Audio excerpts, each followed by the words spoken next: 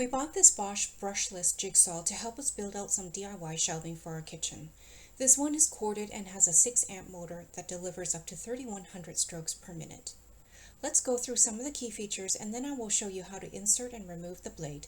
We'll also do a quick demo on a cut of wood. There's a dial to control the speed and an accelerator trigger to control operating speed. The foot plate is heavy gauge steel, so it helps to stabilize and provide a sturdy cut. This also has a multi-directional blade clamp that will clamp T-shank blades. You cannot use U-shank blades on this though.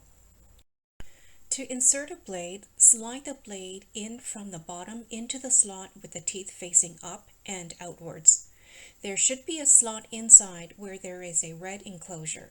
You should see the red dial turn and click to lock the blade into position. To remove the blade, use your thumb to push the red tab back to its original position and then pull the blade out. And here I'll show you one more time with another close-up from a few different angles.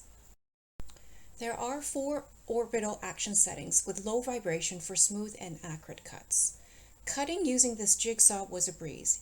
It cut through wood without any effort. And now that our shelving for the kitchen is built, we will continue using this jigsaw for other home projects.